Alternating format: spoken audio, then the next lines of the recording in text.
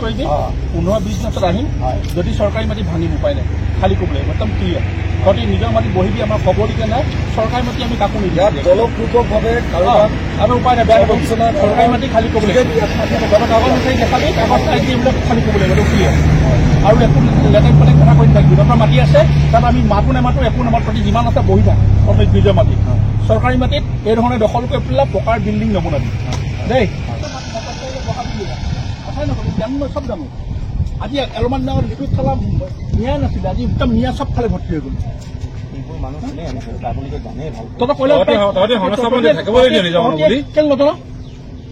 তহঁতি জানো কোনটো বাহিৰ পৰা লাগে না প্ৰশাসনক জনাবলৈ লাগে কথাটো এনেকুৱা হৈ যায় আৰু ঠিক তেনেকে এইবিলাক ৰাস্তা কিনাৰত বনাওঁতে কমচে কম ক'ব লাগে না কাৰোবাক নিজৰ ইচ্ছামতে বনাই দিলে শুনি ৰাস্তা কিনাৰত মাটি দখল কৰি পেলাই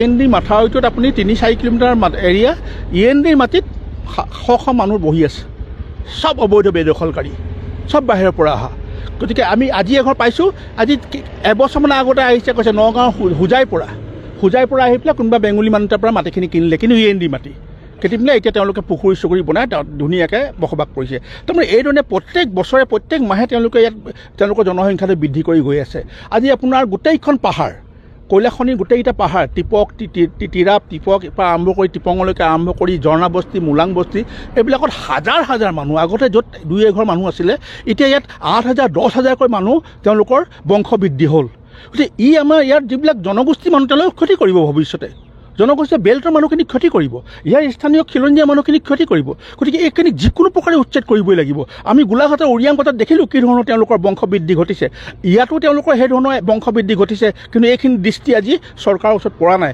গতিকে আপোনালোকৰ যোগেদি আমি চৰকাৰক দৃষ্টিগোচৰ কৰিছোঁ আৰু অতি সোনকালে এইখিনি উচ্ছেদ ঘটাবৰ কাৰণে আমি আহ্বান জনাইছোঁ আজি উৰিয়ামঘাটত মিয়ালেণ্ডৰ দাবী কৰিব পৰা হৈ গ'ল গতিকে আজি মিয়ালেণ্ড দাবী কৰিছে কাইলৈ যেতিয়া এইবিলাকতো যেতিয়া তেওঁলোকৰ বংশ বৃদ্ধি হৈ পেলাই আজি তেওঁলোকে নিজেই কৈছে আমাৰ 1,40,00,000 আমি মিয়া আছোঁ বুলি আৰু 10 বছৰৰ পিছত এই 1,40,00,000টো 3 কোটিলৈ ৰূপান্তৰিত হ'ব আৰু সেইদিনাখন তেওঁলোকে মিয়ালেণ্ড নিবিচাৰে সেইদিনাখন তেওঁলোকে হাতত বন্দুক লৈ পেলাই স্বাধীন ইছলামিক ৰাষ্ট্ৰ বনাবৰ কাৰণে তেওঁলোকে চেষ্টা কৰিব বাংলাদেশে কৈ আছে অসম আমাৰ ত্ৰিপুৰা আমাৰ বুলি ঘোষণাই কৰি আছে আৰু এক বৃহৎ ইছলামিক ৰাষ্ট্ৰ বনাবৰ কাৰণে তেওঁলোকে চেষ্টা কৰি আছে আৰু সেইটোক বাস্তৱ ৰূপায়ণ কৰিবৰ কাৰণে এই ধৰণৰ আগ্ৰাসনবিলাক চলিছে আপুনি চাব অসমৰ প্ৰত্যেকটো সীমা তেওঁলোকে দখল কৰি দিলে যেনেকৈ আপোনালোকে অসম অৰুণাচলৰ এইটো ম্যানমাৰ বৰ্ডাৰৰ এই মাৰ্ঘেটা লিডুটো তেওঁলোকে দখল কৰিছে আমাৰ লখিমপুৰ অৰুণাচলৰ সীমাত লখিমপুৰত তেওঁলোকে দখল কৰিছে উৰিয়ামঘাট অসম নাগালেণ্ড সীমান্তত তেওঁলোকে দখল কৰিছে তাৰমানে সীমামূৰীয়াখিনি দখল কৰি পেলাই ক্ৰমান্বয়ে তেওঁলোকে ভিতৰলৈ সোমাই আহিব গতিকে এই আগ্ৰাসনটো যিকোনো প্ৰকাৰে ৰোধ কৰিব লাগিব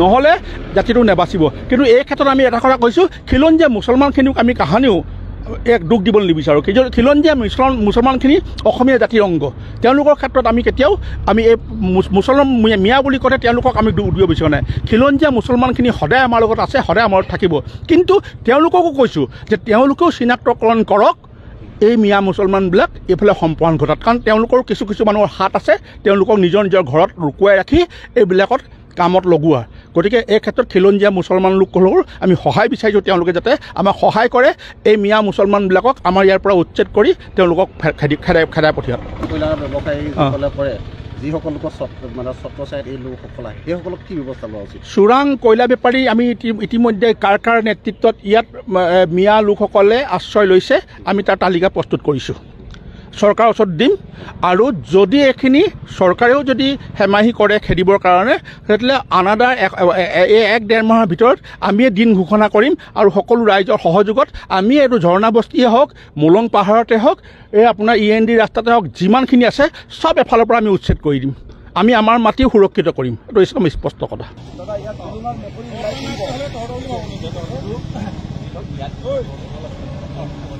চৰকাৰী মাটি দখল হৈছে কাৰোবাৰ নামত AR&Tৰ মাটি ইয়াত আছে দখল দিয়া হৈছে উৰিয়ামঘাটৰ উচ্ছেদক লৈ গুৱাহাটী উচ্চ ন্যায়ালয়ে গুৰুত্বপূৰ্ণ নিৰ্দেশনা উচ্ছেদিতক সাময়িকভাৱে অৰ্থাৎ 7 আগষ্টলৈকে স্থগিতাদেশ দিয়া হৈছে যিহেতু তাত বিভিন্ন সময় বিচাৰি দীৰ্ঘ সময় বিচাৰি বা যিখিনি জাননী জাৰি কৰা হৈছে উচ্ছেদিতৰ প্ৰতি সেই জাননী জাৰি কৰাৰ পিছত যিসকল তাত লোক আছিল তেওঁলোকে আদালতৰ দ্বাৰস্থ হৈছিল, সময় বিচাৰিছিল, আৰু তাৰ ভিত্তিতেই গুৱাহাটী উচ্চ ন্যায়ালয়ে সাময়িকভাৱে সকাহ বুলি যাক আমি ক'ব পাৰোঁ অহা 7 আগষ্টলৈকে স্থগিতাদেশ জাৰি কৰিছে আৰু ৰাজ্য চৰকাৰক এই ক্ষেত্ৰত বিহিত ব্যৱস্থা গ্ৰহণৰ বাবে সিদ্ধান্ত ল'বলৈ বা কাৰ্যকৰী কৰিবলৈ আহ্বান জনাইছে। এই মুহূৰ্তত মই পুনৰবাৰ আলোচনালৈ যিটো মূল বিষয় তালৈ আহিব বিচাৰিছোঁ। আমি ইতিমধ্যে কৈছিলোঁ যে উচ্ছেদ আমি বিচাৰোঁ, হয়, যিমান বেদখল হৈছে সেয়া বেদখলমুক্ত হ'ব লাগিব। যদি কোনোবা সন্দেহজনক ব্যক্তি আছে সেয়া সম্পূৰ্ণৰূপে বিতৰণ হ'ব লাগিব, বিদেশী অনুপ্ৰৱেশকাৰীৰ চৰণীয়া পথাৰ হ'ব নোৱাৰে।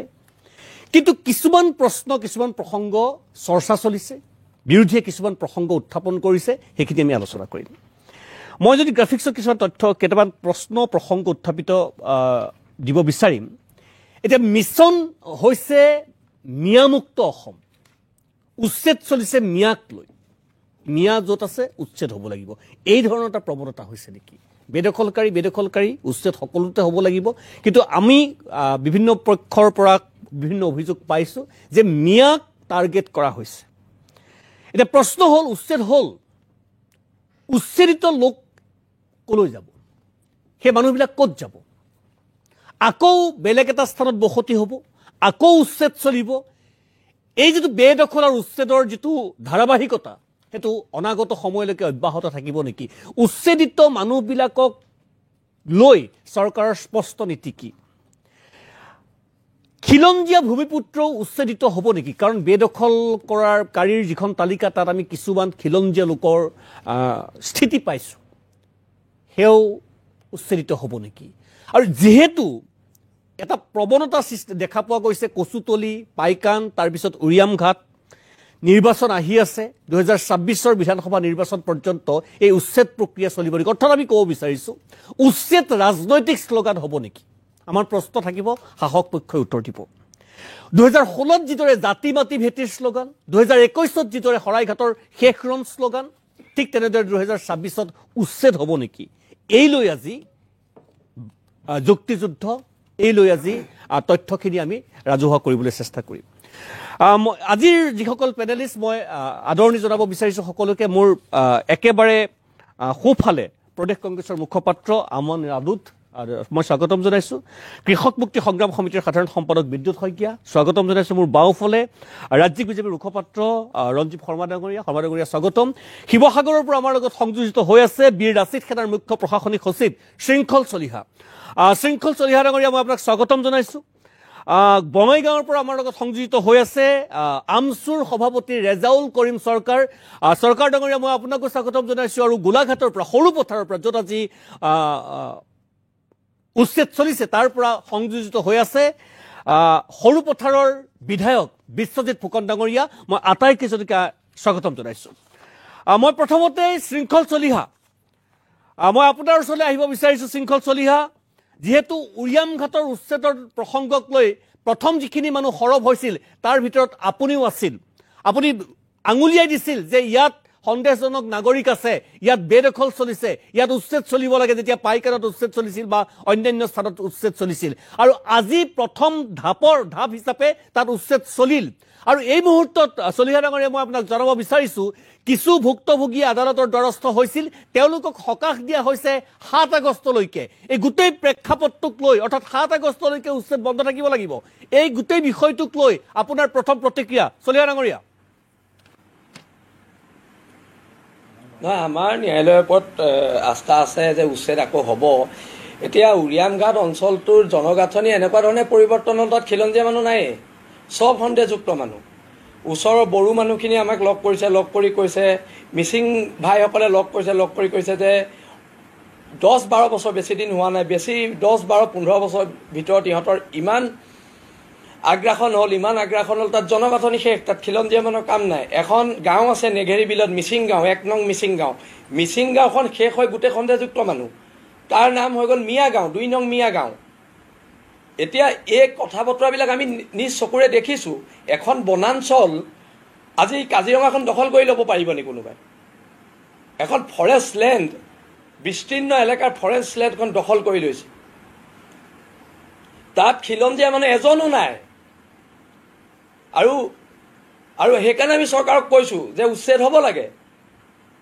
আৰু এতিয়া চাওক, আমি কৈছোঁ যে হিন্দু বাংলাদেশীও যাব লাগে, মুছলমান বাংলাদেশীও যাব লাগে, কিন্তু এতিয়া কিছুমান সংগঠনে অসমত সাম্প্ৰদায়িক বিষবাস্প বিয়াইছে। আপোনাৰ এনেকুৱা কিছুমান শব্দ কৈছে, লাখ লাখ মুছলমানে অসম কঁপাব। এতিয়া কিছুমানে ক'ব লাখ লাখ হিন্দুৱে অসম কঁপাব। আমি কৈ আছোঁ খিলঞ্জীয়া, আৰু এওঁলোকে কৈ আছে লাখ লাখ মুছলমান, আৰু এদিন ক'ব লাখ লাখ হিন্দু। তেতিয়া আমাৰ খিলঞ্জীয়া মানুহখিনি কি হ'ব হিন্দু মুছলমান যদি হৈ থাকে?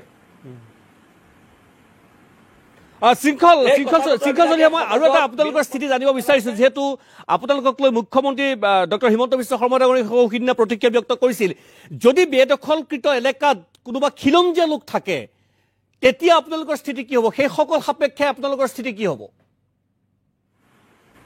নিশ্চয় খিলঞ্জীয়া মানুহৰ ক্ষেত্ৰত আমাৰ স্থিতি স্পষ্ট। তেওঁলোক থাকিব লাগিব, আৰু যদি তেওঁলোক তাৰ পৰা উঠাই ভাল জেগা দিব লাগিব থাকিবলৈ, ভাল ঠাই দিব লাগিব, এইটো আমাৰ স্পষ্ট কৰে। খিলঞ্জীয়া মানুহৰ ক্ষেত্ৰত কোনো কাৰণত বিল আছে তেনে অসমে আপোচ নকৰে, সেইজন লাগিলে হিন্দুৱে হওক, সেইজন লাগিলে মুছলমানে হওক। শৃংখল, মই পুনৰ আপোনাৰ ওচৰলৈ যাম। মই সকলোৰে আৰম্ভণিৰ মন্তব্য গ্ৰহণ কৰিব বিচাৰিছোঁ। বিশ্বজিৎ ফুকন ডাঙৰীয়া, মই আপোনাৰ ওচৰলৈ গৈছোঁ, যিহেতু আপোনাৰ নিজৰ সমষ্টি। মই যিটো প্ৰশ্ন উত্থাপন কৰিব বিচাৰিছিলোঁ, আৰু যিটো পৰিৱেশ দেখা বুলি বিৰোধীয়ে উত্থাপন কৰিছে, প্ৰসংগটো হৈছে মিয়ামুক্ত অসম। মিয়া য'ত আছে মিয়া উচ্ছেদ হ'ব লাগিব। এতিয়া এই যিটো প্ৰসংগ যে 16 জাতি মাতি ভেটি 21ত শৰাইঘাটৰ শেষৰণ এতিয়া উচ্ছেদ, তাত যিখিনি আমি দেখিছিলোঁ যে বিভিন্ন ধৰ্মৰ মানুহ আছে, বিভিন্ন ক্ষেত্ৰৰ মানুহ আছে, বিভিন্ন বৰ্গৰ মানুহ আছে, কিন্তু উচ্ছেদ মিয়া কৰা হৈছে। এই গোটেই প্ৰৱণতাটো অকল মিয়া উচ্ছেদৰ ৰাজনীতি চলিছে নেকি? এই উচ্ছেদৰ নাম ৰাজনীতি নেকি ফুকন ডাঙৰীয়া? চাওক, কথাটো এনেকুৱা, আপুনি প্ৰথমতে কওক যে উৰিয়াম ঘাটত যি উচ্ছেদ হৈছে, এই উচ্ছেদ অসমীয়া খিলঞ্জীয়া মানুহৰ ভাষা, সংস্কৃতি, জনগাঁথনি সুৰক্ষাৰ বাবে হোৱা এটা উচ্ছেদ, তাৰ লগতে বনাঞ্চল সুৰক্ষাৰ বাবে হোৱা এটা উচ্ছেদ। এই উচ্ছেদৰ জৰিয়তে আমি এটা কথা মনত পেলোৱা ভাল যে যিটো কাৰণত অসম আন্দোলন হৈছিল, যিটো কাৰণত 855 জন লোক শ্বহীদ হৈছিল, সেই দৃষ্টিভংগী, সেই কাৰণ আমাৰ মনৰ মাজত সদায় সজীৱ হৈ আছে। সেইখিনি কথা পাহৰি আমি উচ্ছেদ কৰা নাই। কিন্তু তাৰ লগতো এইটো কথা শুদ্ধ যে উচ্ছেদ কৰাৰ সময়ত যিকেইটা অঞ্চল বাছি লোৱা হৈছে, তাত জাতি, ধৰ্ম, ভাষা এইবিলাক চোৱা হোৱা নাই। তাত যিকোনো ধৰণৰ ভাষা, যিকোনো ধৰণৰ জাতি, যিকোনো ধৰণৰ ব্যক্তি যদি আছে, তেওঁলোক তাৰ পৰা উচ্ছেদ হ'বৰ কাৰণে তেওঁলোকলৈ ইতিমধ্যে জাননী গৈছে। এইটো এটা ভুল ধাৰণা যে কেৱল বাছি বাছি এখন গাঁৱত যদি কেৱল বোলে এটা জনগোষ্ঠীক দিছে, বাকী দিয়া নাই, তেনেকুৱা নহয়। নিৰ্দিষ্ট এৰিয়া কিছুমান পলিগ্ৰন তাতে চিহ্নিত কৰা হৈছে, আৰু তাত যিসকল লোক আছে তেওঁলোকক উচ্ছেদৰ জাননী দিয়া হৈছে। গতিকে ভুল তথ্য যাব নালাগে। এই উচ্ছেদ অসমীয়া জাতিৰ ভৱিষ্যত সুৰক্ষাৰ লগত জড়িত হৈ আছে। তাত এইটো কথাও শুদ্ধ যে তাত যিসকল ব্যক্তি আছে তেওঁলোকে অসমীয়া ভাষা ক'ব নজনা ব্যক্তি আছে। তাত যিসকল ব্যক্তি আছে তেওঁলোকক অসমীয়াত যেতিয়া প্ৰশ্নটো সোধে, তেওঁ উত্তৰ দিয়ে এটা, তেওঁৰ ভাষা আনকি অসমত থকা বাংলাভাষী লোকেও বুজি নাপায়। এইসকল লোক হয়তো 5 বছৰ, 6 বছৰ, 7 বছৰ বা 10 বছৰৰ ভিতৰত বাংলাদেশৰ পৰা পোনপটীয়াকৈ ইয়ালৈ আহিছিল। গতিকে এই উচ্ছেদৰ এটা সুদূৰ প্ৰসাৰী প্ৰভাৱ আছে, আৰু মই মুখ্যমন্ত্ৰী মহোদয় এই বলিষ্ঠ নেতৃত্ব। নিশ্চয় ফুকন ডাঙৰীয়া, মই অকণমান বঙাইগাঁৱলৈ যাম। আমচুৰ সভাপতি ৰেজাউল কৰিম চৰকাৰ, বিভিন্ন সময়ত আপোনালোকে এই উচ্ছেদৰ বিৰোধিতা কৰাটো পৰিলক্ষিত হৈছিল, আমি দেখা পাইছোঁ। কিন্তু যিটো কথা বিধায়ক ফুকন ডাঙৰীয়াই কৈছে যে ভাষা ক'ব নজনা মানুহ তাত আহিছে, 5-6 বছৰৰ আগত তাত বসতি লৈছে। শৃংখল চলিহাই উত্থাপন কৰিছে তাত থলুৱা লোকৰ লগত কথা পাতি যে তাত কোনো ধৰণৰ খিলঞ্জীয়া লোকৰ অৱস্থিতি প্ৰায় নিঃশেষ হৈ গৈছে, মিচিং গাঁও, মিয়া গাঁও হৈছে। এই ক্ষেত্ৰত জানো এই যিটো অবাধ বেদখল চলিছে, এই বেদখলখিনিৰ বিৰুদ্ধে জানো আমচুৱে মাত মতা অনুচিত? প্ৰথম কথা হৈছে অসমৰ মানুহক এটা ভুল ধাৰণা দিয়া হয় যে আমচুৱে উচ্ছেদৰ বিৰোধিতা কৰিছে। আমি বাৰে বাৰে কৈছোঁ যে অমানৱীয় আৰু ধৰ্মীয় মেৰুকৰণ কৰি অসমখনক হিন্দু মুছলমানৰ এটা বাতাবৰণ, এটা পৰিৱেশ তৈয়াৰ কৰি হিংসাত্মকমূলকভাৱে, আক্ৰমণাত্মকভাৱে ধৰ্মীয় সংখ্যালঘুক যিধৰণে উচ্ছেদ কৰা হৈছে তাৰ আমি বিৰোধিতা কৰিছোঁ। য'ত মানৱতা বুলণ্ডিত হৈছে, য'ত মানুহৰ ওপৰত আক্ৰমণ কৰা হৈছে, য'ত মানুহক বেঘৰ কৰি দিয়া হৈছে, ভাৰতীয় সংবিধানে যাক মৌলিক অধিকাৰ, অন্য বস্তুৰ বাসস্থান দিয়াৰ কথা কৈছে, সেইবিলাক নিদি যিবিলাক কাম চৰকাৰে কৰিছে তাৰ আমি বিৰোধিতা কৰিছোঁ। প্ৰথম কথা কৈছে বিশ্বজিৎ ফুকন ডাঙৰীয়া এটা ভয়ানক কথা কৈছে। মই বিশ্বজিৎ ফুকন ডাঙৰীয়াক চেলেঞ্জ কৰিব বিচাৰিছোঁ যে আপুনি অমৃত সৰবৰাহৰ 100 কোটি টকাৰ কেলেংকাৰী ঢাকিবৰ কাৰণে আপুনি উৰিয়াম ঘাটৰ মানুহক আপুনি সন্দেহ জনাওক আৰু ডাইৰেক্ট 5 বছৰ আগত বাংলাদেশৰ পৰা আহিছে। 5 বছৰ আগতো বিজেপিৰ চৰকাৰ আছিলে, এতিয়াও বিজেপিৰ চৰকাৰ। বাংলাদেশ বৰ্ডাৰ পাৰ হৈ উৰিয়াম ঘাট কেনেকে পালে?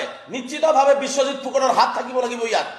আৰু এটা কথা কওঁ, উৰিয়াম ঘাটত থকা প্ৰত্যেকজন মানুহে দেখিছোঁ হলহলীয়াকে ধুনীয়াকে অসমীয়া ক'ব জানে আৰু অসমীয়া কয়। আৰু উৰিয়াম ঘাটত থকা যিজন ব্যক্তিক ড্ৰাগছৰ কেছত গ্ৰেপ্তাৰ কৰিছে, মই স্পষ্টকৈ কৈছোঁ সেইজন ব্যক্তি আজি আমাৰ উৰিয়াম ঘাটৰ আমাৰ সৰুপথাৰৰ বিধায়ক ডাঙৰীয়াৰ নেতৃত্বত বিজেপি কৰে। গতিকে সেইজন মানুহ যিজন মানুহ বিজেপিৰ বিধায়কৰ লগত ডেইলি কথা পাতে, সেইজন মানুহ কেনেকৈ নতুন ভাষা হ'ল তেওঁৰ? গতিকে এইটো ভয়ানক কথা। গতিকে গৃহ বিভাগ ক'ত আছে? যদি 4-5 বছৰৰ ভিতৰত যদি বাংলাদেশী আহি উৰিয়াম ঘাট পায়গে, তেনেহ'লে গৃহ বিভাগৰ দায়িত্বত থকা মুখ্যমন্ত্ৰী পদত্যাগ কৰা উচিত, অমিত শ্বাহ ডাঙৰীয়া পদত্যাগ কৰা উচিত, BSFৰ DGও পদত্যাগ কৰা উচিত, যে ইমান শ কিলোমিটাৰ দূৰৰ পৰা গৈ উৰিয়াম ঘাট পাবগে। আচলতে ইয়াত সম্পূৰ্ণ ধৰ্মীয় মেৰুকৰণ কৰি উচ্ছেদ কৰা হৈছে। কিয় বিজেপিৰ কাৰ্যালয়ত বলডুজাৰ নচলিলে? যদি ৰেংমা বনাঞ্চলত কেৱল ধৰ্মীয় সংখ্যালঘুসকলক আৰু 92 ঘৰ নেপালী মানুহক তাতে নোটিছ দিয়া হ'ল, বাকী কিন্তু কাকো দিয়া হোৱা নাই। গতিকে ৰেংমা বনাঞ্চল যদি খালী কৰিব লাগে, তাতে আকৌ জাত পাত ধৰ্ম চাই কিয়? ৰেংমা বনাঞ্চল সম্পূৰ্ণ খালী কৰি দিয়ক, সম্পূৰ্ণ খালী কৰি দিয়ক। বিজেপি ৰেজাল্ট কৰিম। মই যদিও বা অপেনিং ৰিমাৰ্কছ মই কিন্তু লগতে এটা সংযোজন কৰিব বিচাৰিছোঁ যে এটা কথা কিন্তু এইটো কথা আমি স্বীকাৰ কৰিব লাগিব, হয় জাতি ধৰ্ম বৰ্ণ বৰ্গ গোত্ৰ নিৰ্বিশেষে উচ্ছেদ হ'ব লাগে, সঁচা কথা। কিন্তু এই যিখিনি মানুহ আজি উল্লেখ কৰিছে, কোনোবা নগাঁৱৰ পৰা আহিছে, কোনোবা মৰিগাঁৱৰ পৰা আহিছে, আৰু নটিছখন দিয়াৰ পিছতেই আমি দেখা পাইছোঁ সংবাদ মাধ্যমত আমাৰ দৃষ্টিগোচৰ হৈছে যে গাড়ীয়ে মানুহখিনি উভতি আহিছে, অৰ্থাৎ তেওঁলোকৰ ক'ৰবাত বাসস্থান আছে। এই গোটেই বিষয়টো এটা বেলেগ ধৰণে চোৱাৰ প্ৰয়োজন আছে নেকি কৰিম ডাঙৰীয়া? চাওক, মই বেলেগ ধৰণে চোৱাৰ প্ৰয়োজন আছে। সেইকাৰণে আমি মুখ্যমন্ত্ৰীক বাৰে বাৰে কৈছিলোঁ যে পিছ দুৱাৰে গৈ আক্ৰমণ কৰাৰ পৰিৱৰ্তে আলাপ আলোচনাৰ জৰিয়তে সমস্যাৰ সমাধান কৰক। যদি নতুনকৈ কোনোবা মানুহ যায় তাতে বহিছে, সেইখিনি মানুহৰ যদি ভূমি আছে সঁচাকে, তেনেহ'লে তেওঁলোকক নিজৰ ঠাইলৈ যাব দিব লাগে। আৰু যিসকল প্ৰাকৃতিক দুৰ্যোগ বা ব্ৰহ্মপুত্ৰৰ খহনীয়াৰ কবলত পৰি নাইবা আজি গোলাপ বৰবৰাৰ দিনত 1978 যিসকলক নাগা বৰ্ডাৰত চেকপোষ্ট হিচাপে সংখ্যালঘু ৰাইজক লৈ যোৱা হ'ল, প্ৰফুল্ল কুমাৰ মহন্তৰ দিনতো নাগা বৰ্ডাৰ পহৰা দিবৰ কাৰণে চৰকাৰী খাদ্য দি পেলাই তেওঁলোকে লৈ যোৱা হ'ল। আজি 70 দশকৰ ভিতৰত সেই সময়ত সেইসকল মানুহৰ কি হ'ব? যিসকলে প্ৰকৃত ভূমিহীন, যিসকলে আজি বহু বছৰৰ পৰা তেওঁলোকক লৈ যোৱা হৈছে, খোজকাঢ়ি যোৱা নাই। এতিয়া নতুনকৈ কাৰোবাৰ যদি ভূমি থাকি ক'ৰবাত গৈছে, তাত তেওঁলোকে উভতি আহিছে, তাত আমাৰ আপত্তি নাই, সেইখিনি আহক। কিন্তু যিসকলে প্ৰকৃততে ভূমিহীন, গোলাপ বৰবৰাৰ দিনৰ চৰকাৰৰ পৰা তাত আছে, যিসকলে নাগাক প্ৰটেকশ্যন দি পেলাই অসমৰ ভূমি সুৰক্ষিত কৰি ৰাখিছিলে, যি সময়ত অসম চৰকাৰৰ দিনতো লৈ যোৱা হ'ল, সেইখিনি মানুহক কিয় উচ্ছেদ কৰা হ'ব? আজি এটা আপোনালোকে টিভিত চাইছে নাই যে নাগাই নিজৰ দেউতাকৰ আজোককাৰ হাতখন কাটি দিছে অসমৰ মাটি ৰক্ষা কৰিব যাওঁতে? সেই ধৰণৰ পৰিয়ালো তাতে আছে, কিন্তু সেই পৰিয়ালসকলক আজি উচ্ছেদ কৰা হৈছে। আমি কোৱা নাই যে ভূমি থকা মানুহক ভূমি দিব লাগে, আমি কৈছোঁ যে প্ৰাকৃতিক দুৰ্যোগত পৰি ভূমিহীন, গৰাখহনীত ভূমিহীন, নাইবা যিসকলক লৈ যোৱা হ'ল, আজি তেওঁলোকৰ অসমৰ ক'তো ভূমি নাই, যোৱা ঠাই নাই, সেইখিনি মানুহক ক'ত সংস্থাপিত কৰিব? গতিকে আমি এই ধৰণৰ উচ্ছেদবিলাকৰ আমি বিৰোধিতা কৰিছোঁ। নিশ্চয় ৰেজাল্ট যাম, অলপ পিছত যাম আকৌ বিদ্যুৎ। মই তাৰপিছতে কংগ্ৰেছ বিজেপি আকৌ আহিম ৰঞ্জীৱ শৰ্মা আৰু আমান ৱাদুদৰ কাষলৈ। মই গোটেই বিষয়টো আপোনাৰ দৃষ্টিভংগীৰ পৰা চাব বিচাৰিছোঁ, যিহেতু আপুনি দীৰ্ঘ সময় ধৰি সেই অঞ্চলত কাম কৰি আছে, সেয়া মোৰ জ্ঞাত। এই যিখিনি প্ৰসংগ উত্থাপন কৰিছে শৃংখলৰ পৰা, আমাৰ ৰেজাউল কৰিম চৰকাৰৰ পৰা আমি যিখিনি তথ্য ওলাবলৈ চেষ্টা কৰিছোঁ যে বেদখল যদি হৈছে সেয়া তাত খালী কৰিব লাগে, তাত কোনো ধৰণৰ ধৰ্মৰ কথা থাকিব নালাগে, আৰু যদি হয় তাত যদি ভূমিহীন কোনোবা খিলঞ্জীয়া লোক আছে তাৰ বিকল্প ব্যৱস্থাও কৰাটো চৰকাৰৰ দায়িত্ব। গোটেই বিষয়টো আপোনালোকৰ স্থিতি, আপোনালোকৰ ক'বলগীয়াখিনি। চাওক সুনীতা, মই এজন স্বাভিমানী অসমীয়া, গতিকে আমি বিদেশী সমস্যাৰ সমাধান হোৱাটো বিচাৰোঁ আৰু সকলো মানুহে বিচাৰে। মই ভাবোঁ অসমক ভাল পোৱা সকলো মানুহে বিচাৰে যে বিদেশী সমস্যা সমাধান হ'ব লাগে, আৰু বিদেশী সমস্যা সমাধান কৰিম বুলি কৈ AGPয়ে বিশ্বাসঘাতকতা কৰিলে। কংগ্ৰেছেও নিৰ্দিষ্ট এটা ৰাজনীতি কৰি তেওঁলোকে ভোটৰ ৰাজনীতি কৰি থাকিল, আৰু বিজেপিয়ে কৈছিলে যে, যদিও মই এটা কথা কৈছোঁ সুনীতা, চাব যে কংগ্ৰেছ AGP বা যিমান সকলোৱে, যদিও তেওঁলোকে কোনোবাই মুছলমান বিৰোধী বিদেশী পক্ষ লৈছিলে, কোনোবাই হিন্দু বিদেশী পক্ষ পিছ দুৱাৰ দি লৈছিলে, কিন্তু একেবাৰে খোলাকে যদি কোনোবা বিদেশীৰ পক্ষ লৈছিলে সেইটো বিজেপিয়ে লৈছিলে এই কথাখিনি দাদা আমি পাহৰিলে নহ'ব কাৰণ বিদেশী সমস্যাটো আমাৰ অসমৰ কাৰণে কি আছিলে যে অসমত ঠাই নাই 1971 চনৰ 24 মাৰ্চৰ ৰাতি 12 বজাৰ পিছত হোৱা সকলো মানুহক আমি বিদায় দিম কিন্তু বিজেপি এনেকুৱা এটা দল যোনে প্ৰথমবাৰৰ কাৰণে ক'লে যে আমি হিন্দু হ'লে তেওঁলোকক ৰাখিম অসমীয়া মানুহেতো সেই বুলি ভোট দিয়া নাছিল 16 মেৰ পিছত কেৱল হিন্দু খেদিম বুলিতো কোৱা নাছিল মুছলমান খেদিম বুলি কোৱা নাছিল বিদেশী খেদিম বুলি কৈছিলে গতিকে কাৰ জৰিয়তে বিদেশী অসমলৈ অনা পাৰ্টি এতিয়া বিদেশী খেদাৰ ঠিকা লৈছে এক মই প্ৰথমতে সুনীত দা কৈছো যে বিদেশী বিতৰণ হোৱাটো আমি অন্তঃকৰণে বিচাৰো আৰু বিদেশীকে আৰু আমাৰ যেনে প্ৰজন্ম শেষ হ'ল আমাৰ আগৰ প্ৰজন্ম শেষ হ'ল কিমান নেতা হ'ল কিমান নেতা ভাগিলে কোনো হিচাপ নাই বিদেশী আন্দোলনক লৈ দাদা আমি কিমান আৰু ব্যস্ত হৈ থাকি ইলেকশ্যন আহিলে বিদেশী এতিয়া আপুনি চাওক 2014 চনতে ক'লে 16 মেৰ পিছত বিদেশী যাব এতিয়া হঠাৎ কিয় বিদেশী খেদাটো ওলাল আমাৰ প্ৰশ্নটো তাত বিদেশী খেদক আজি উৰিয়াম ঘাটৰ কথা কৈছে উৰিয়াম ঘাটত বিশ্বজিৎ ফুকন ডাঙৰীয়াই কৈ আছে বিশ্বজিৎ ফুকন ডাঙৰীয়া এসময়ত কংগ্ৰেছৰ প্ৰবল প্ৰতাপী নেতা আছিল আজি এবছৰত আহি তাত মানুহে তামোল বাৰী কৰা নাই তামোল বাৰী নহয় সুনীত দা তামোলৰ খেতি কৰি বাৰী কৰি সেই তামোল চুপাৰি কৰি বিকিবৰ কাৰণে দুটা ফেক্টৰী বহোৱা হ'ল তাত আপুনি এবাৰ অনুমান কৰক কিমান দিন তাত হ'ব পাৰে সেই মানুহখিনিক আজি বিশ্বজিৎ ফুকন ডাঙৰীয়াই কৈ আছে পঞ্চায়ত ইলেকশ্যনত মোৰ ওচৰত ভিডিঅ' আছে চুকুৰ আলীক 8 দিনৰ কাৰণে নি হোটেল ভাড়া কৰি এই বিশ্বজিৎ ফুকন ডাঙৰীয়াই তাত বিজেপিৰ হৈ প্ৰচাৰ চলাইছিলে মোৰ ওচৰত চব ভিডিঅ' আছে মই দাদা আপোনাক দেখাই দিম যে ইয়াত কেনেকৈ তেওঁৰ হৈ এইটো প্ৰচাৰ চলাইছিলে যে বিজেপিক ভোট দিব লাগে সেই সময়ত ভোট ল'বৰ কাৰণে এইখিনি মানুহ ঠিকে আছে আজি তেওঁ হঠাৎ ইলেকশ্যনৰ সময়ত যেতিয়া এজেণ্ডা আহিল যে নহয় এতিয়া হিন্দু মুছলমানৰ ৰাজনীতি কৰিব লাগে এখালৈ কাৰণ সন্মুখত বিজেপি ইলেকশ্যন আছে 26ত যিকোনো প্ৰকাৰ ইলেকশ্যন জিকিব লাগিব 2 নম্বৰতে দাদা আজি যিকেইটা কথা আপোনালোকে গম পাইছেনে যে আপোনাৰ আজি যিটো পেপাৰত ওলাইছে যে গৌতম আদানীক 108টা পৰিয়ালৰ ইতিমধ্যে নটিচ দিছে শৰ্মা ঠাকুৰীয়া এইবিলাক মানুহক নটিচ দিয়া হৈছে ক'ত দাদা আমাৰ জালুকবাৰী সমষ্টিত আজাৰা মিৰ্জাপুৰ আৰু গড়ল তিনিটা অকল সেয়াই নহয় দাদা আজি আমি গোটেই তথ্য পাইছো যে 70 বিঘা মাটি তেওঁলোক ইতিমধ্যে পেপাৰত ওলাইছে কিন্তু টোটেল 3খন গাঁৱৰ পৰা এই 3খন গাঁৱৰ পৰা 440 বিঘা মাটি অধিগ্ৰহণ কৰিব 440 বিঘা মাটিৰ আপোনাৰ অধিগ্ৰহণ এৰ'চিটিৰ কাৰণে গৌতম আদানীৰ কাৰণে আৰু মুঠ গোটেইকেইখন যদি গোটেই নটিচ কেইখন চালে 257 বিঘা 51.5 লেচা আৰু তাৰ গোটেই নটিচ এইখিনি আপোনালোকে চাওক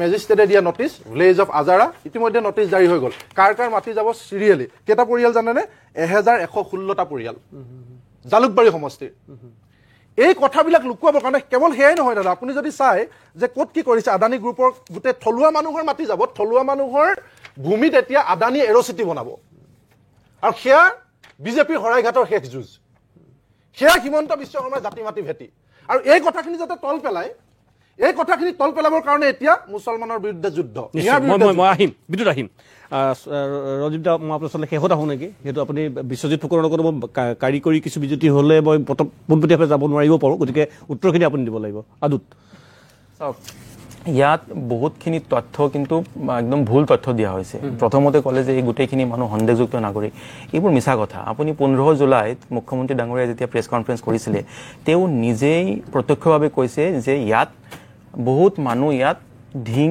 মৰিগাঁও বা লাহৰিগাঁৱত ঢিঙৰ পৰা মানুহবোৰ আহিছে আৰু কিজানি 12-13 বছৰ আগত যাব পাৰে আৰু তেওঁলোকে আমি ভাৰতৰ সংবিধান মতে যিকোনো ভাৰতীয় নাগৰিক য'তে গৈ পেলাই তেওঁলোকে ফ্ৰীলি মুভ কৰিব পাৰে এতিয়া ফাৰ্ষ্ট অফ অল যে তেওঁলোকে সন্দেহযুক্ত নাগৰিক নহয় বিজেপিৰ MLA কোৱা মতে যে 5 বছৰ আগত আহিছিলে এইবোৰো মিছা কথা এতিয়া মোৰ আগৰ বক্তাই ধুনীয়াকৈ তেওঁক এক্সপ'জ কৰি থৈ গৈছে যিবোৰ 5 বছৰ আগৰ অহা মানুহ নহয় বহুত আগৰ অহা মানুহ 1979 যেতিয়া নাগালেণ্ডৰ লগত যেতিয়া ক্লেছটো হৈছিলে মেৰাপানী তেতিয়া 50 জন অসমীয়া মানুহৰ মৃত্যু হৈছিলে সেই গোলাপ বৰবৰাৰ জনতা পাৰ্টিৰ যিটো চৰকাৰ আছিলে গোলাপ বৰবৰাৰ যে চৰকাৰ আছিলে তেতিয়াই বহুত মানুহ লৈ পেলাই তাত বহুৱা হৈছিলে পাছতো মোৰ আগৰ বক্তাই কৈ থৈ গৈছে যে অগপ দিনতো মানুহ লৈ পেলাই তাত বহুৱা হৈছে এটা ষ্ট্ৰেটেজিক এটা ডিচিশ্যন আছিলে যে তাত লৈ গ'লে মানুহবোৰ বহাই পেলাই কেনেকৈ সেই অসমৰ মাটিখিনি ৰক্ষণাবেক্ষণ দিব পাৰে এক্সেক্টলি চ' নাও এতিয়া কথা হ'ল যে ভাৰতীয় নাগৰিক ফ্ৰীলি মুভ কৰিব পাৰে, সাংবিধানিক ফাণ্ডামেণ্টেল ৰাইটছ আছে, বাট ফৰেষ্ট লেণ্ডত ৰাইটছ কাৰ আছে? এতিয়া আপুনি 2006 আপুনি আইনখন উঠাই চাওক, যিটো ফৰেষ্ট ডুৱেলাৰ এক্ট যিটো আছে, সেইটো যদি শ্বেডিউল ট্ৰাইবৰ মানুহ হয় তেওঁলোকৰ এটা এক্সক্লুচিভ ৰাইট এটা আছে। যদি আদাৰ ট্ৰেডিশ্যনেল ফৰেষ্ট ডুৱেলাৰ থাকে OTFD, তেনেহ'লে তেওঁলোকে 3টা জেনেৰেশ্যন মানে 75 ইয়াৰ্ছ থাকিলেহে তেওঁলোকৰ ৰাইটছটো আহিব। এতিয়া যদি এইবোৰ মানুহ যদি 75 ইয়াৰ্ছ হোৱা নাই, সেই 2006ৰ পৰা আগলৈ মানে বিফৰ ডেট 75 ইয়াৰ্ছটো প্ৰুভ কৰিব লাগিব। যদি প্ৰুভ কৰিব পৰা নাই, that is a process. The due process need to be followed. And what is the due process? The due process is of course notice দিব লাগিব, the due process is rehabilitate কৰিব লাগিব। আৰু যিহেতু এটা ষ্ট্ৰেটেজিক ডিচিশ্যন আছিলে অসমৰ মাটি ৰক্ষণাবেক্ষণ দিয়াৰ কাৰণে, ৰিহেবিলিটেট কৰাটো দৰকাৰী। এতিয়া বহুত মানুহ আছে, ভাৰতবৰ্ষত 30 কোটি মানুহ ভূমিহীন মানুহ। That is like 20% of the people of India. মই কোৱা নাই, এইটো 2015 অৰুণ জেটলিৰ এইটো ষ্টেটমেণ্ট আছে যে ভাৰতৰ 30 crore people are landless people. এই মানুহবোৰতো ক'ৰবাত ফৰেষ্ট লেণ্ডত আছে, ক'ৰবাত গভৰ্ণমেণ্ট লেণ্ডত আছে। আৰু মোৰ সতীৰ্থই পেনেলিষ্টে কোৱা মতে যে আজি নটিচ পাইছে আজাৰাত আদানী এৰ'চিটিৰ কাৰণে। খালি এয়াই নহয়, মই আপোনাক দেৰ ইজ এ লং লিষ্ট। আপোনাৰ এজিউৰ ছ'লাৰ পাৱাৰৰ কাৰণে 91 একৰ্ছ মাটি আপোনাৰ নগাঁৱত অধিগ্ৰহণ কৰা হৈছে। আদানী থাৰ্মেল প্লেণ্টৰ কাৰণে আপোনাৰ প্ৰায় 1200 একৰ মাটি আপোনাৰ কোকৰাঝাৰত পৰ্বতজোৰাত খিলঞ্জীয়া মানুহে প্ৰটেষ্ট কৰাৰ পাছত অফিচিয়েলি মাটিটো দিয়া হৈছে, বাট এইটো স্থগিত ৰখা হৈছে। আপোনাৰ কাজিৰঙাত 5 ষ্টাৰ হোটেল বনি আছে, তাত খিলঞ্জীয়াৰ মাটি লৈ আছে। আদানীৰ চিমেণ্ট ফেক্টৰী হৈ আছে ডিমা হাছাওত, আদানীৰ থাৰ্মেল প্লেণ্ট হৈ আছে ধুবুৰীত, য'ত নেকি আপোনাৰ এভিকশ্যন হৈছে। এই ধুবুৰীৰ কথা মই কৈ আছোঁ, য'ত এভিকশ্যন হৈছে তাত আপুনি DCৰ ইণ্ডিয়ান এক্সপ্ৰেছে ৰিপৰ্ট কৰিছে, আৰু চবেই জানে, মুখ্যমন্ত্ৰীয়েও কৈছে যে 50,000 টকাকৈ গোটেইখিনি উৎসাহিত মানুহক দিয়া হৈছে, আৰু যাৰ ভূমিপাত্তা আছে সেইবোৰ মানুহক ৰিহেবিলিটেট কৰা হ'ব। গৰুখুটিত য'ত নেকি একদম মানে গোটেই পৃথিৱীত এই বস্তুটো মানে স্প্ৰেড হৈ গৈছিলে, চৰকাৰৰ কি প্লেন আছিলে? চৰকাৰে কৈছিলে যে ইয়াত সন্দেহযুক্ত নাগৰিক আছে, 600 মানুহক অলৰেডি ৰিহেবিলিটেট কৰিছে। হাইকোৰ্টৰ অৰ্ডাৰ মতে আৰু 100 মানুহক ৰিহেবিলিটেট কৰাৰ কথা কোৱা হৈছে। গতিকে যদি সন্দেহযুক্ত নাগৰিক হয়, তেনেহ'লে ৰিহেবিলিটেট কিয় কৰি আছে? গতিকে এই গোটেই বস্তুটো কেইদিনমান আগত দুৰ্ভাগ্যজনকভাৱে স্বয়ং মুখ্যমন্ত্ৰী নিজেই কৈছে যে তেওঁ পৰিস্থিতিটো বিস্ফোৰক হোৱাটো বিচাৰে। মই লং লিষ্ট কৈছোঁ যে ইভেন খিলঞ্জীয়া মানুহকো উৎসাহিত কৰা হৈছে, তেওঁলোকৰ ভূমিও লৈ যোৱা হৈছে। কাক দিয়া হৈছে? আদানীক দিয়া হৈছে। কাক দিয়া হৈছে? ৰামদেৱক দিয়া হৈছে। কাক দিয়া হৈছে? আম্বানীক দিয়া হৈছে। জাষ্ট এ ছেকেণ্ড, এই গোটেই বস্তুটো ঢাক দিয়াৰ কাৰণে যেতিয়া মিয়া মানুহক উৎসাহিত কৰা হয়, তেতিয়া তেওঁলোকক সন্দেহযুক্ত নাগৰিক বুলি কোৱা হয়, তেতিয়া তাত ভাইলেন্স হয়, তেতিয়া তাক মুখ্যমন্ত্ৰীয়ে এনেকুৱা ধৰণৰ ষ্টেটমেণ্ট দিয়ে। গতিকে এই গোটেই এটা বিস্ফোৰক পৰিস্থিতি কৰাৰ কাৰণে যেতিয়াই মিয়া মানুহক উচ্ছেদ কৰা হয়, এনেকুৱা ধৰণৰ পৰিস্থিতি মুখ্যমন্ত্ৰী আৰু তেওঁৰ যিমান প্ৰক্সি আছে তেওঁলোকে ক্ৰিয়েট কৰিবলৈ চেষ্টা কৰে। নিশ্চয়। ৰঞ্জিত দা, মই কথাখিনিতো আপুনি শুনিলেই, মোৰ ফালৰ পৰা এই মুহূৰ্তত বিশেষ প্ৰশ্ন নাই। এই গোটেই অভিযোগখিনি মিয়াৰ ৰাজনীতিৰ বাবে উচ্ছেদ, খেনুক দেখি ৰন্ধা বঢ়া, খেনুক দেখি দুৱাৰ বন্ধা, ইত্যাদি ইত্যাদি ইত্যাদি। খেনুক দেখি ৰন্ধা বঢ়াটো হোৱা নাই, আপুনিও জানে, সেইটো মই নাযাওঁ। আমি কৈছোঁ যে অসমত পৰিকল্পিতভাৱে ইণ্টাৰ কনষ্টিটুৱেঞ্চি মাইগ্ৰেশ্যন হৈছে। এই ইণ্টাৰ কনষ্টিটুৱেঞ্চি মাইগ্ৰেশ্যনটো এই উচ্ছেদে প্ৰুফ কৰিছে। আপোনাৰ ঘৰৰ ওচৰত যেতিয়া উচ্ছেদ হৈছিলে লখিমপুৰত, আপোনাৰ ঘৰৰ ওচৰতে হৈছে, মোতকৈ বেছি জানে, ইয়াত বহি থকা আটাইকেইজন মানুহতকৈ আটাইতকৈ বেছি আপুনি জানে, আপোনাৰ ঘৰৰ ওচৰতে হৈছিলে। যেতিয়া তাত উচ্ছেদ হওঁতে তাৰ মানুহক কোৱা হ'ল যে যিসকল মানুহ আপোনালোক ভূমিহীন, আপোনালোকে DC অফিচত এপ্লিকেশ্যন কৰক। 13টা থলুৱা পৰিয়ালে এপ্লিকেশ্যন কৰিলে, তেওঁলোকক ইতিমধ্যে ছেটেল কৰা হৈছে, মাটি দিয়া হৈছে। অন্য মানুহখিনি তাতে 3-4জন মুছলমান ইছলাম ধৰ্মাৱলম্বী মানুহে এপ্লিকেশ্যন কৰিছিল, তেওঁলোকৰ ডকুমেণ্টছ চেক কৰা হ'ল। ডকুমেণ্টছ চেক কৰোঁতে তেওঁলোকৰ ওলাল, যিটো কথা পিছত মুখ্যমন্ত্ৰীয়ে ষ্টেটমেণ্টত কৈছে যে কিছুমানৰ ঘৰ চাউথ চালমৰা, কিছুমানৰ মানকাছাৰ, কিছুমানৰ হাইলাকান্দি। তো তেওঁলোকৰ নিজৰ ডিষ্ট্ৰিক্টত গৈ এপ্লিকেশ্যন কৰিবলৈ ক'লে, তেওঁলোকে নকৰিলে। তাৰ অৰ্থটো এইটো, য'ৰ পৰা তেওঁলোক তালৈ মাইগ্ৰেট কৰিছিলে এটা পৰিকল্পিত ৰাজনৈতিক উদ্দেশ্য লৈ, তাত তেওঁলোকৰ নিজৰ ৰেচন কাৰ্ড আছে, ভোটাৰ লিষ্টত নাম আছে, ঘৰ বাৰী আছে। ইয়াতো তেওঁলোকে চেম কাম কৰিছিলে, 2টা জেগাত 2টা পৰিয়াল তেওঁলোকে খাৰা কৰিছিলে। আৰু এইটো এটা অসমীয়া মানুহৰ প্ৰভুত্বক চেলেঞ্জ কৰাৰ কাৰণে কৰা এটা কাম বুলি আমি বিশ্বাস কৰোঁ, আৰু অসমৰ সমাজ জীৱনেও বিশ্বাস কৰে। সেইকাৰণে উচ্ছেদৰ প্ৰতি অসমৰ সকলো জাতীয় সংগঠনে সমৰ্থন আগবঢ়াইছে। এইটো এটা বেছিক কথা। এতিয়া আজি উৰিয়াম ঘাটৰ ঘটনাটোক লৈ পেলাই কেইবাটাও থিয়ৰী মাৰ্কেটত এৰা হৈছে। প্ৰথম থিয়ৰিটো হৈ গ'ল যে গোলাপ বৰবৰাই মানুহখিনি লৈছিলে অসমৰ প্ৰথমজন অকংগ্ৰেছী মুখ্যমন্ত্ৰীৰ বিৰুদ্ধে এইটো এটা কংগ্ৰেছৰ কাৰসাজি তালৈ মানুহ লিয়া হৈছিলে চাওক তাত যেটা ঘটনা ঘটিছিলে চুঙাজান বুলি এটা জেগা আছে চুঙাজানত অসমীয়া মানুহ মেৰাপানী যিটো প্ৰথম সংঘৰ্ষ সেই সংঘৰ্ষত চুঙাজান অঞ্চলত মানুহ মৰিছিলে চুঙাজান অঞ্চলত চৰকাৰে সেই সময়ত মানুহক প্ৰাণ কিয় বচাব নোৱাৰিলে ফৰেষ্ট ভিলেজৰ মানুহখিনিক কিয়নো চুঙাজানলৈ গোলাঘাটৰ পৰা যাবলৈ ৰাস্তা নাছিলে তাৰপিছত তাত ৰাস্তা বনোৱা হ'ল ৰাস্তা বনালে ৰাস্তা বনাবৰ কাৰণে মানুহখিনি যিখিনি লেবাৰ তাত আছিলে বড়ো সম্প্ৰদায়ৰ মানুহ আছিলে সেই মানুহবিলাকক ৰেচন দিবৰ কাৰণে চৰকাৰে কিছুমান ৰিচিপ্ট ইছ্যু কৰিছিলে আজিৰ তাৰিখত সেই ৰিচিপ্টবিলাক মাৰ্কেটত ঘূৰাই থকা হৈছে দুটামান কপি জেৰক্স কৰি পেলাই এইবিলাক মুছলমান মানুহক চৰকাৰে সেই সময়ত দিয়া বুলি একচুৱেলি সেই বিদ্যাপুৰ বোলা যিটো মাৰ্কেট আজি য'ত এভেকশ্যন হৈছে সেই বিদ্যাপুৰ মাৰ্কেটটো 1980 চনত স্থাপন কৰা হৈছিলে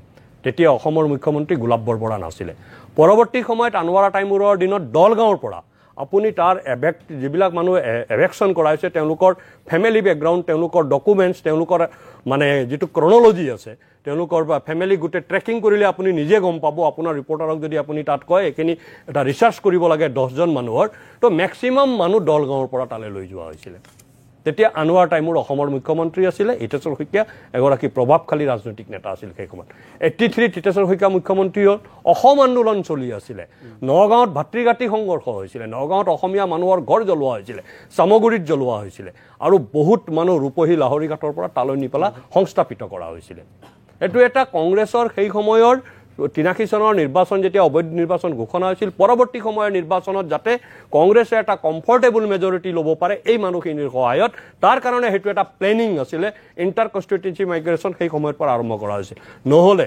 1901 চনত 3,34,000 মুছলমান থকা অসমত আজিৰ যিখন ভৌগোলিক অসম আজিৰ এই ভৌগোলিক অসমত 1901 চনত মই মানে পূৰ্ণাংগ অসমখনৰ কথা কোৱা নাই আজিৰ যিখন ভৌগোলিক অসম এই ভৌগোলিক অসমখনত 1901 চনত 3,34,000 মুছলমান মানুহ আছিল আৰু 2011 চনত 1 কোটিৰ ওপৰত হৈছে যদি ইণ্টাৰ কনষ্টিটুৱেঞ্চি মাইগ্ৰেশ্যনৰ সেই ৰাজনীতি সাদুল্লাই আৰম্ভ কৰা সেই ৰাজনীতি যদি কংগ্ৰেছে কণ্টিনিউ নকৰিলেহেঁতেন তেতিয়া এই জনবিস্ফোৰণটো নহ'লেহেঁতেন আৰু এই জনবিস্ফোৰণৰ জৰিয়তে গোটেই ৰাজনৈতিক অসমীয়া মানুহৰ ৰাজনৈতিক প্ৰভুত্ব সামাজিক প্ৰভুত্বক হস্তক্ষেপ কৰিব খোজা হৈছে এতিয়া কংগ্ৰেছৰ প্ৰবক্তাই বাৰে বাৰে আদানী জব কৰি আছে আৰে ভাৰতবৰ্ষৰ আটাইতকৈ ডাঙৰ মুদ্ৰা পোৰ্টখন আদানীকটো কংগ্ৰেছে দিছিলে আজি কংগ্ৰেছৰ আটাইতকৈ ডাঙৰ আদানীৰ আটাইতকৈ ডাঙৰ ইনভেষ্টমেণ্ট কৰ্ণাটকত আছে তেলেংগানাত আছে কেৰেলাত আছে তাত তেওঁ ইনভেষ্টমেণ্ট কৰিছে তাত ইনভেষ্টমেণ্ট কৰিলে সেইটো বিপ্লৱ আৰু অসমত ইনভেষ্টমেণ্ট কৰিলে অপৰাধ আজি এৰ'চিটি আজি কংগ্ৰেছে এৰ'চিটিৰ ওপৰত কুৱেশ্যন তুলিছে কংগ্ৰেছৰ এগৰাকী মহিলা নেত্ৰীয়ে ৰাতিপুৱা ফেচবুক লাইভ কৰা দেখা পাইছোঁ জিএমআৰে যেতিয়া এওঁলোকে আদানী পোৰ্ট বুলি কয় ভাৰতৰত্ন গোপীনাথ বৰদলৈক অৱমাননা কৰে গুৱাহাটী এয়াৰপৰ্টক আদানী পোৰ্ট বুলি কয় দিল্লী এয়াৰপৰ্টক আমি কি ইন্দিৰা গান্ধী ইণ্টাৰনেশ্যনেল এয়াৰপৰ্ট বুলি কওঁ নে জিএমআৰ পোৰ্ট বুলি কওঁ নাই জিএমআৰ পোৰ্ট বুলি কওঁ আমি ইন্দিৰা গান্ধী ইণ্টাৰনেশ্যনেল এয়াৰপৰ্টক জিএমআৰ এয়াৰপৰ্ট বুলি কওঁ নে ইন্দিৰা গান্ধী ইণ্টাৰনেশ্যনেল পোৰ্ট বুলি কওঁ এয়াৰপৰ্ট বুলি কওঁ আমিতো চবেই ইন্দিৰা গান্ধী আন্তঃৰাষ্ট্ৰীয় বিমানবন্দৰ বুলি কওঁ দিল্লীত যেতিয়া টাৰ্মিনেল 3 বনাইছিলে টাৰ্মিনেল 3 বনাওঁতে গুজ্জৰ আৰু ঝাট মানুহৰ 40খন গাঁও 8টা পঞ্চায়ত দখল কৰা হৈছিলে কংগ্ৰেছৰ চৰকাৰে কৰিছিলে প্ৰথমটো আছিলে আৰু জিএমআৰে কৰিছে কিয়নো জিএমআৰত ৰবৰ্ট ভাদ্ৰাৰ ইনভেষ্টমেণ্ট আছে গতিকে জিএমআৰে কৰাটো বিপ্লৱ আৰু অসমৰ গোপীনাথ বৰদলৈ আন্তঃৰাষ্ট্ৰীয় বিমানবন্দৰখনক যদি উন্নতকৰণ কৰা হৈছে তেতিয়াহ'লে সেইটো অপৰাধ নিশ্চয় গতিকে এনেধৰণৰ দুমুখীয়া নীতি এই দুমুখীয়া নীতি ৰাইজে বুজি পায় জনসাধাৰণে বুজি পায় আজি চাওক ভাৰতবৰ্ষৰ আটাইতকৈ ডাঙৰ এয়াৰপৰ্ট সুনীত ভাৰতবৰ্ষৰ আটাইতকৈ ডাঙৰ আটাইকেইটা এয়াৰপৰ্ট কংগ্ৰেছৰ দিনত জিএমআৰক দিয়া হৈছিলে কোনটো এয়াৰপৰ্ট দিয়া নাই কওক আজি সেই কংগ্ৰেছে ইয়াত ইনভেষ্টমেণ্টৰ বিৰোধিতা কৰি আছে এইকাৰণে কৰি আছে ইণ্ডাষ্ট্ৰিয়েলাইজেশ্যন হ'লে অসমৰ ডেকালৰা কেৰেলা বেংগলোৰ যাব নালাগে ডেকালৰা ইয়াত থাকিলে গাঁৱত খেতি কৰিব খেতি মাটি কৰিব তেওঁলোকে নিজকে সংস্থাপিত কৰিব স্বাৱলম্বী হ'ব অসমীয়া থলুৱা ল'ৰা স্বাৱলম্বী হ'লে মিয়াৰ অটপালি কমিব চুৰি ডকাইতি কমিব সেইকাৰণে কংগ্ৰেছে এইটো নিশ্চয় মই এটি বিৰতি ল'ম তাৰপিছতে মই মূল বিষয়টোলৈ আকৌ উভতি আহিম শৃংখল অকণমান সময় লাইনত থাকক যিহেতু এই ধৰণৰ কাৰ্যক্ৰমণিকাবিলাক চলি আছে অভিযোগ প্ৰতি অভিযোগ তাৰ মাজতে প্ৰশ্ন উত্থাপিত হৈছে লাখ লাখ কোনোবা মানুহ মিয়া মানুহ ওলাই আহিব, মিয়ালেণ্ড হ'ব, কোনোবাই কৈছে ইয়াত বাঙালীলেণ্ড হ'ব। এই কথাবিলাকৰ মাজত খিলঞ্জীয়াৰ যিটো স্বাৰ্থ, সেই স্বাৰ্থ ক'ত থাকিব? আৰু দ্বিতীয় কথা, উচ্ছেদ হৈছে, মই যিটো প্ৰশ্ন উত্থাপন কৰিছোঁ, উচ্ছেদিত লোকবিলাক আকৌ ক'ত যাব? তেওঁলোকে আকৌ ক'ৰবাত বেদখল কৰিব, আকৌ উচ্ছেদ চলিব 2029 বা 2031 নিৰ্বাচনৰ আগত। এই যিটো প্ৰক্ৰিয়াৰ পৰা অসমখনে কেতিয়া মুক্ত পাব, কেতিয়া মুক্তি পাব?